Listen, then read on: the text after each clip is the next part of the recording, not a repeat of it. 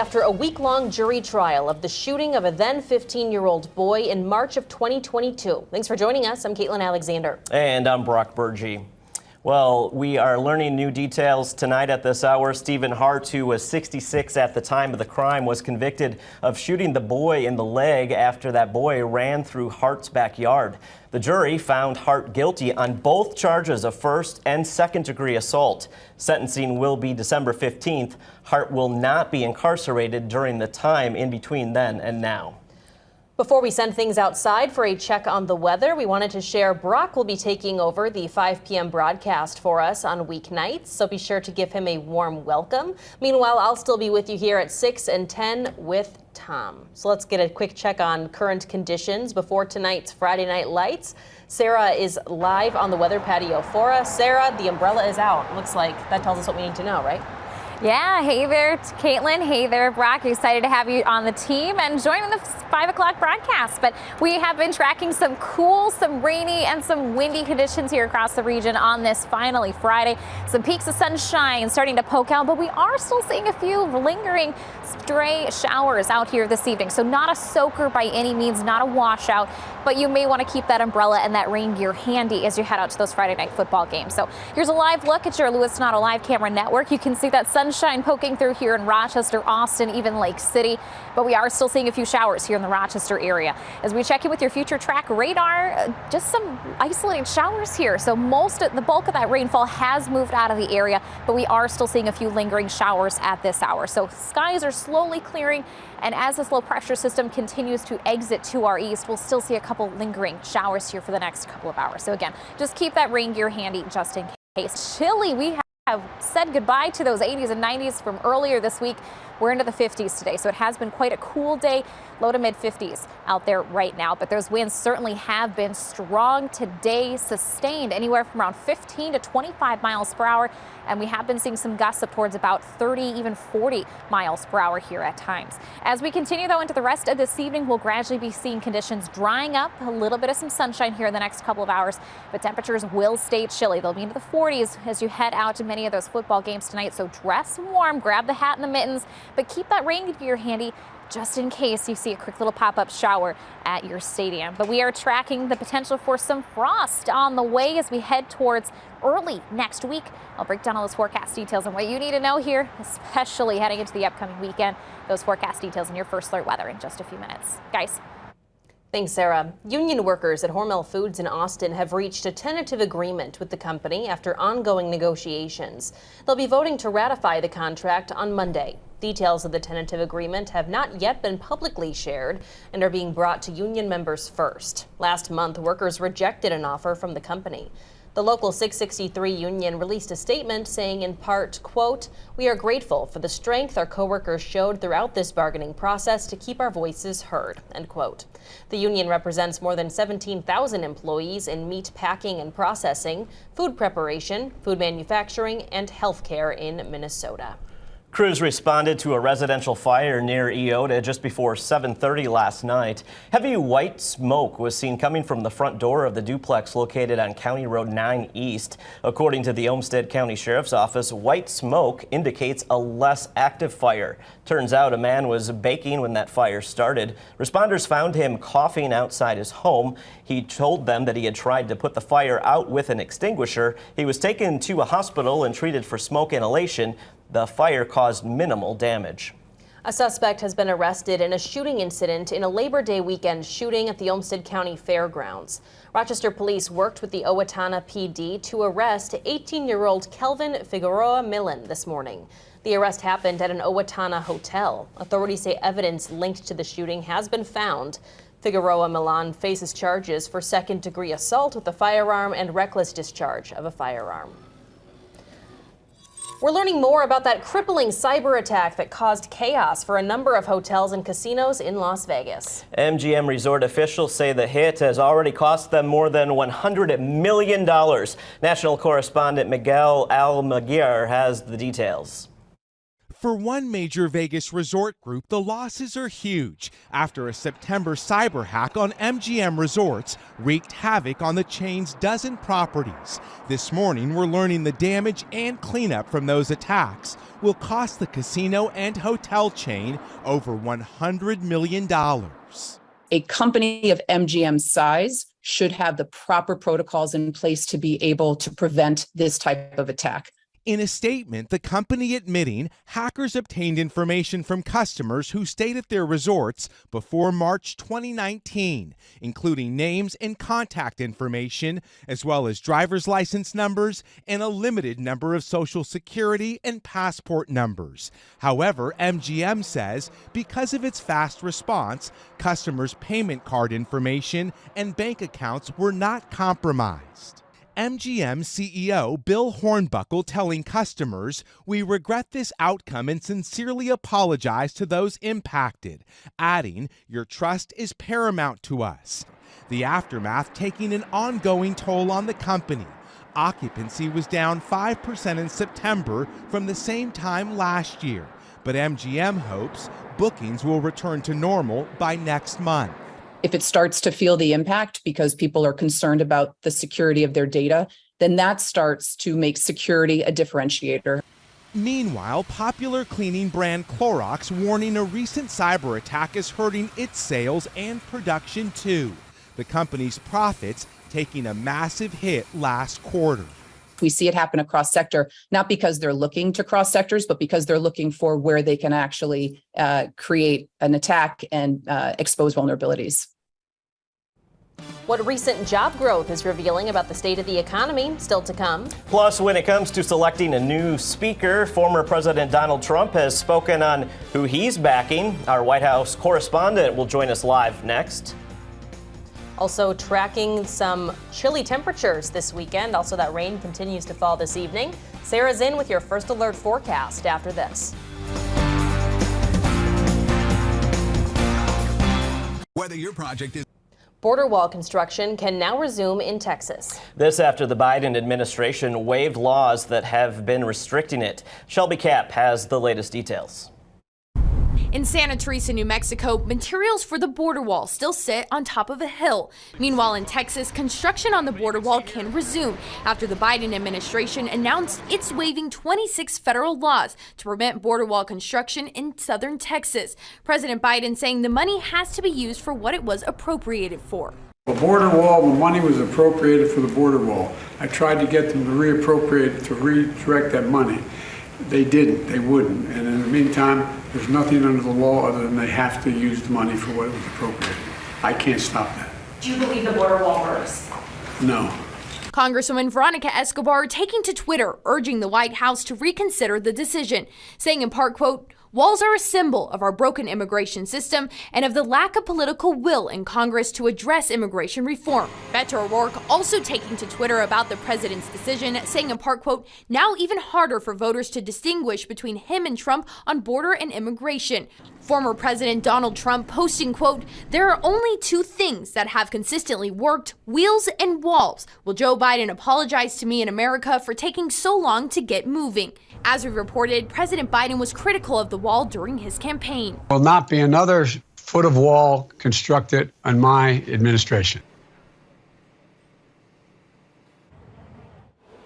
Meanwhile, President Biden's son Hunter is going to ask a judge to throw out his federal indictment on felony gun charges. That's according to a Thursday court filing by Hunter Biden's attorneys. They want the case dismissed because they say special counsel David Weiss was prohibited by a previous agreement from bringing the indictment.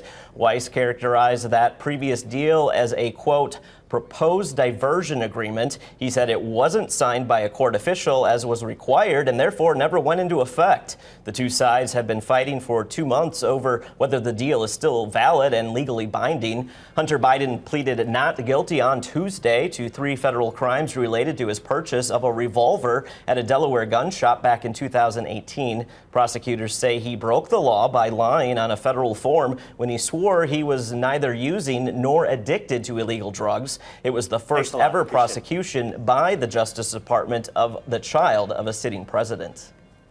Job growth was much stronger than expected in September, and a sign that the U.S. economy is hanging tough despite higher interest rates and labor distress. The Labor Department said today that payrolls increased by $336,000 for the last month, better than the Dow Jones consensus estimate for $170,000 and more than $100,000 higher than in August. The unemployment rate in September stayed the same at 3.8%. According to the Bureau of Labor Statistics, the job gains took place in the leisure and hospitality, government and healthcare industries, among others. Stock market futures turned sharply negative following the report, and Treasury yields jumped.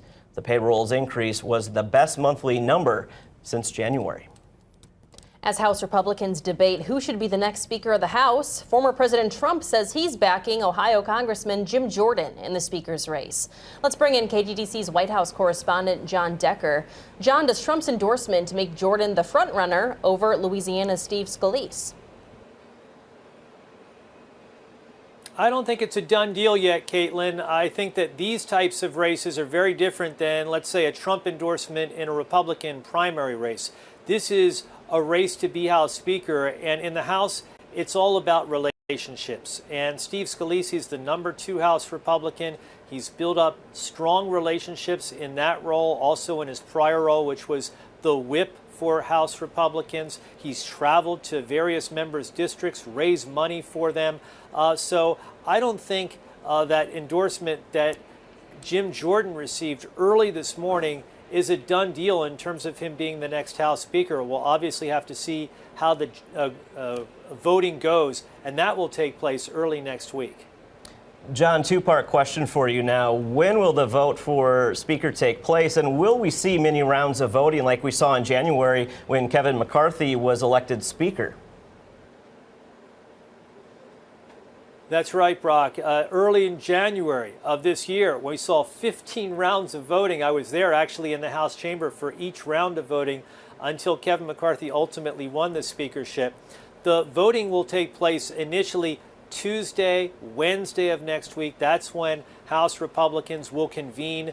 They'll figure out who their standard bearer will be in this race to be House Speaker. And then shortly thereafter, likely by the end of the week, we will see a vote for House Speaker. Remember, whoever it is for Republicans, whether it's Scalise, whether it's Jim Jordan, they need to receive 218 votes on the House floor to succeed Kevin McCarthy as the next House Speaker.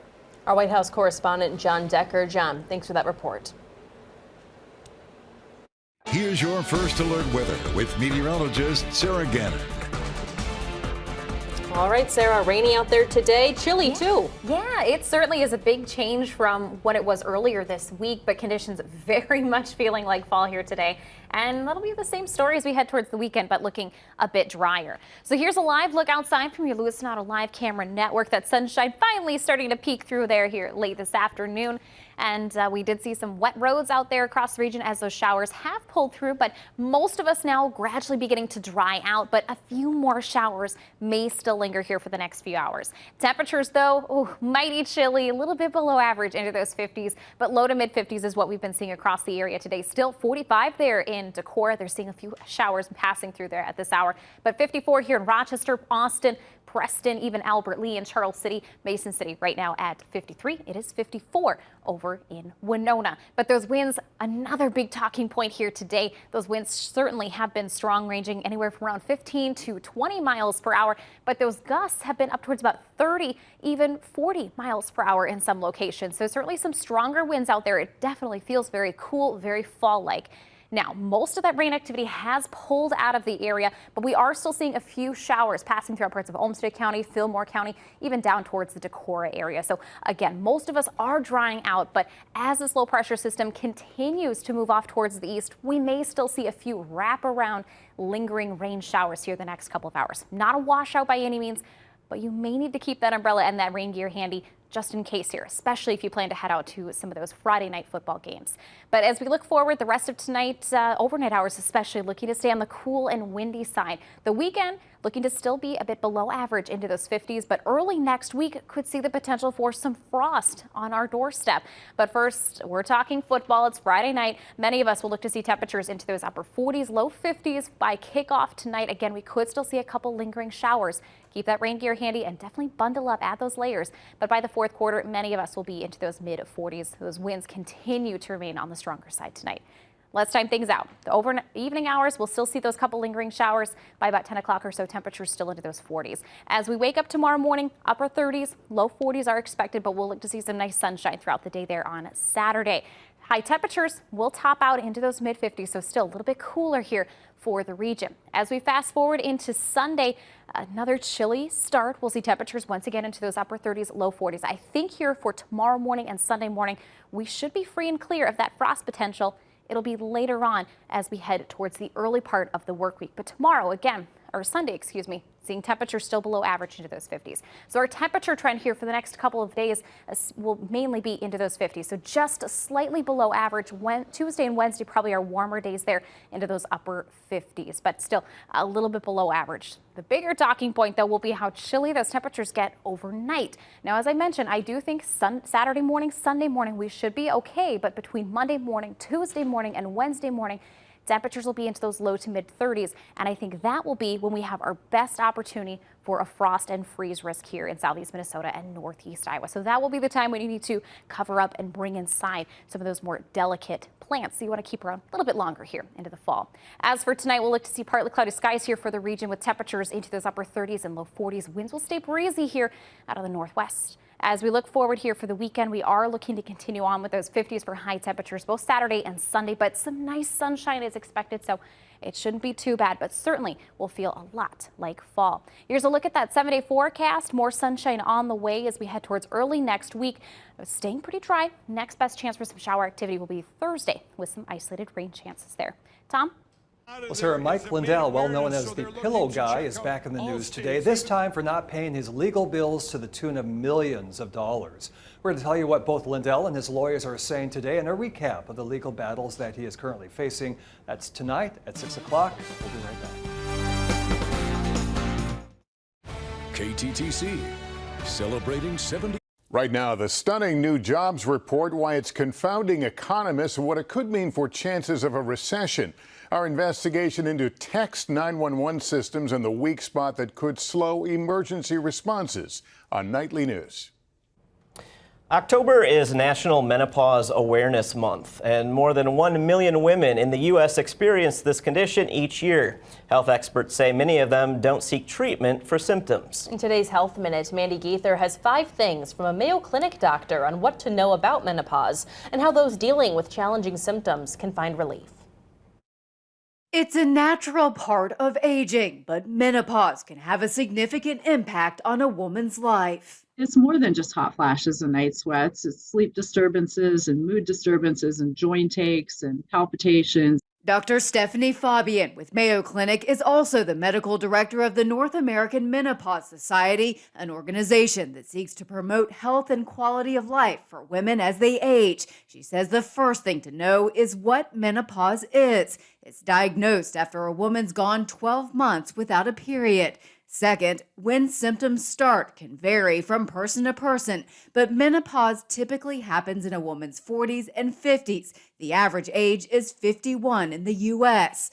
Third, the symptoms can last for years. The mean duration of hot flashes is 7 to 9 years, and a good third of women will hot flash moderately to severely for a decade or longer. Fourth, be aware of bone loss during this time of transition and see a doctor to monitor bone density. Engage in regular weight-bearing exercise and have a good dietary intake of calcium, and postmenopausal women should be aiming for 1,000 milligrams of calcium per day. Fabian says the final thing to know, there are effective treatments available for symptom relief, including hormone therapy and non-hormonal medications to treat hot flashes. FDA-approved medication called bezolinetant, which was just approved in May. For Health Minute, I'm Mandy Gaither. Dr. Fabian led a study that found severe menopause symptoms can also have a significant negative impact on a woman's career, forcing them to miss work, turn down opportunities for advancement, or leave the workforce altogether. To change that, she says medical treatment for symptoms needs to improve and workplaces need to be more supportive. Switching gears now, student loan payments are set to resume this month, and the nation's capital is going to be hit hard. Borrowers living in Washington, D.C. have the highest debt load in the nation with an average of nearly $55,000. Virginia and Maryland are also in the top 5, with many of the debtors there likely living in the Metro D.C. area. Georgia and Florida round out the states with the highest average debt. President Joe Biden paused repayments more than 3 years ago now. A small number of borrowers can still get their loans wiped out if they are teachers, enlist in the military, or are disabled. Tonight, Dateline reports on the story of Emily Noble, whose body was found nearly 4 months after she went missing in Ohio. Yeah, here's a preview. It may have seemed that Emily was dancing through life, but it hadn't been easy. She'd survived a lot of crushing sadness over the years, and in 2020, as the pandemic took hold, life got particularly hard. Like so many of us, Emily and her husband Matt were in lockdown. But on Sunday, May 24th, Emily and Matt wanted to get out and celebrate. It was Emily's 52nd birthday. It was also Memorial Day weekend. So they dipped their toes back into the local nightlife scene with a trip to some bars. Night turned into morning, into afternoon. At 2:47 p.m. on May 25th, Emily's friend Celeste Groen got a call from Emily's phone. So I picked up and I said, "Hi, Emily."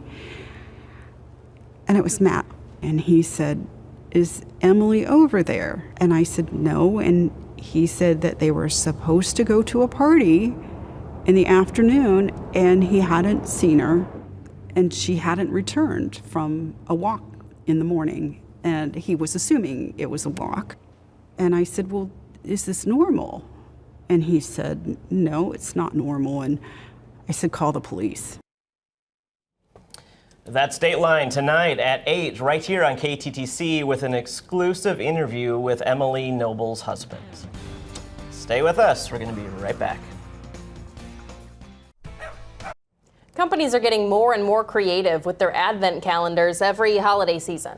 Yeah, serious question for you. Frozen food advent calendar, anyone? Stouffer's has announced its first ever advent calendar, the Comfort Calendar. It's also the first ever frozen foods advent calendar. In it, you will find meals including Stouffer's classic favorites like family-sized mac and cheese, family-sized lasagna with meat and sauce, and bowlfuls of chicken and bacon ranch bowls. I think I said that right. Additional sides also going to be included. The calendar is going to cost you $40. What do you think, guys? And that's got to fit in your freezer, too. I think, if these are family-sized things, like that's dinner. I like it. You're down for it. I might actually give it a try. What I will say is I want more cat advent calendars. So I can, where there's treats and toys. Yes. My kitty would love it. And we have just 10 quick seconds to welcome Brock to the 5 o'clock. Well,